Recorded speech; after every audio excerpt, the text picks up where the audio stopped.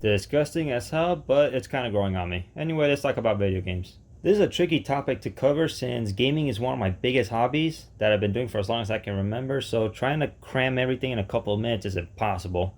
Making a list of any favorite game of all time would be impossible to do since I can't determine an order. So I figured it'll be best to talk about games that impacted me in some way, some of them not necessarily on my favorite games list per se, but something about the experience left a mark that I still think about after I finish the game.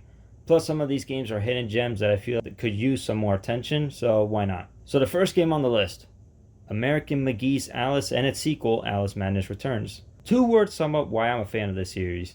Art, direction. Holy cow, do I love how these games look. The first game was praised for its visuals back in the day, while the sequel was more meh. But the imagery in these games hit home for me. The games are obviously a reimagining of the Alice in Wonderland story mixed with a psychopathic glee.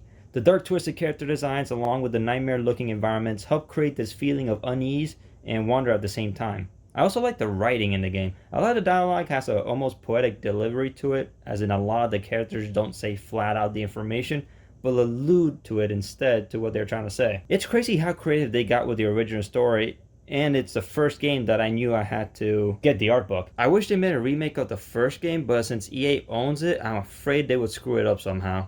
But at least the creators are trying to crowdfund a third game, and I hope it's successful. Another game I liked was Life is Strange. The first one, at least. I'm not interested in playing the second one. I like stories that can grab a simple premise and make it into a high-stakes story without resorting to grand spectacles. Something this game has in common with my current favorite movie. A high schooler who has the power to rewind time and the various consequences that you have to face since your choices alter the events in a story. Gameplay wise, I don't normally play interactive story games like this, but this was the first to interest me.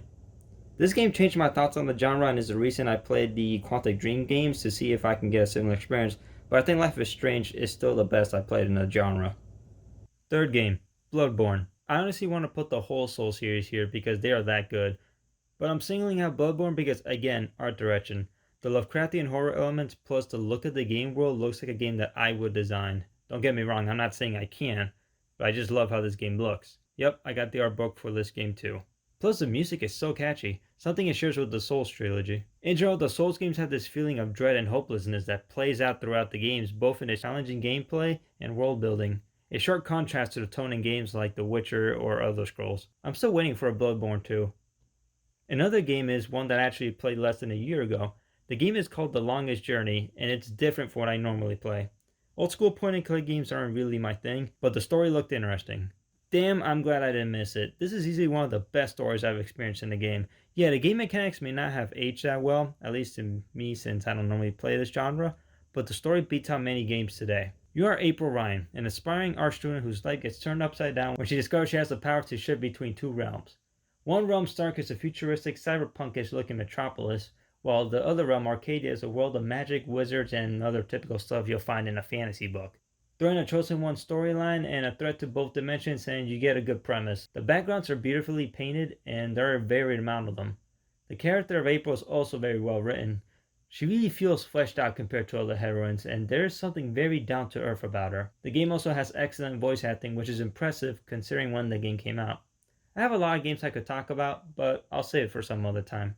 You know, it's very quiet all of a sudden. Did she finish?